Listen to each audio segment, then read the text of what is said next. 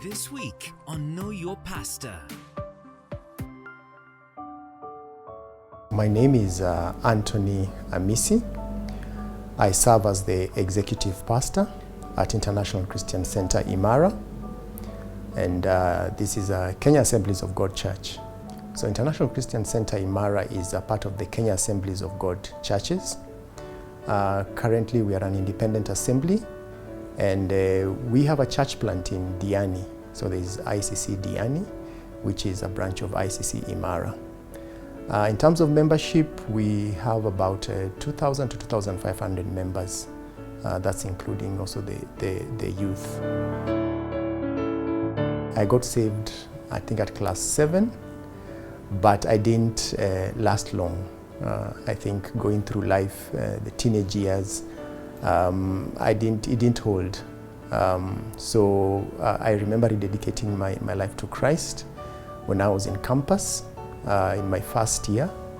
That is when I came to the Lord and seriously dedicated my life to Christ during a CU meeting that I was invited to. Yes. Then from then I grew in discipleship within the campus. That is a Moi University. Yes. So in my journey of growing as a Christian, especially in campus, I was really discipled well, and I was attracted especially to those who were discipling me at that time.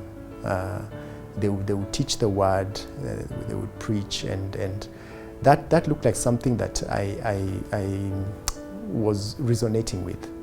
And I thought that perhaps at some point I would end up in ministry. That is initially when I felt the urge when I was in college.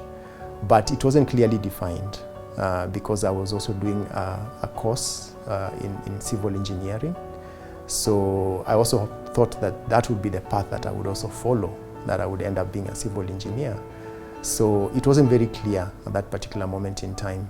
And for sure, when I cleared campus, I pursued my profession. I got into business later. But all the while, as I was doing all these things, I also was serving actively. That is now after campus. I was serving actively in my church. That's ICC. And through the volunteering and through the serving, I started growing more and more attracted to the idea of ministry.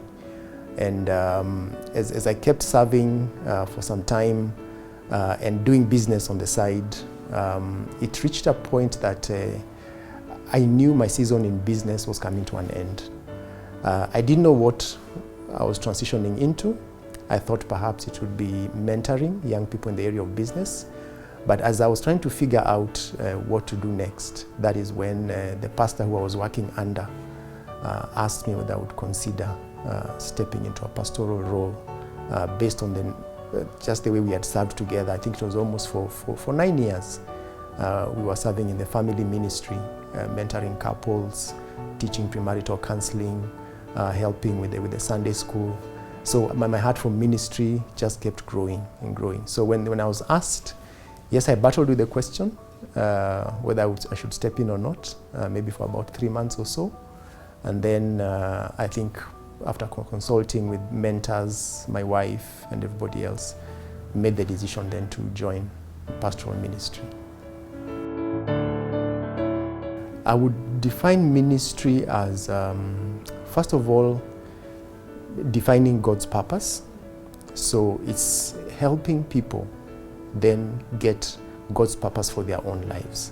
So I see myself as a helper coming alongside you to help you discover your purpose in God. Some of the challenges that we experience, I would say, being an urban church, there's a lot of movement. People don't settle in one area. So just when you think you have a solid membership and people that you're discipling and following up, later you find out that they have moved out, they have gone to another place because of jobs and all that. So that mobility in the urban setting really is sometimes a challenge in terms of doing ministry.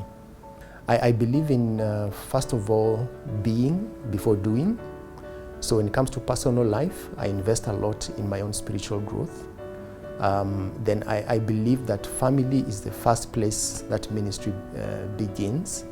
Then out of that overflow of personal and family investment, I think ministry overflows now to the rest of the congregation. But it's a balancing act that you have to keep checking as you move along. In terms of those who don't come to church, I believe so much in lifestyle evangelism. How you live your life speaks volumes. And even if somebody doesn't step into a church,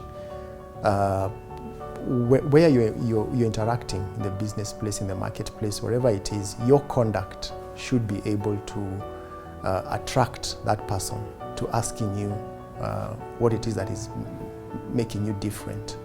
That then begins the conversation.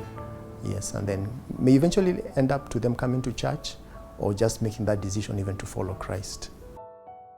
For me, I define myself as somebody who chooses to learn, and then I live what I have learned, and then I choose then to lift others just by what I have learned.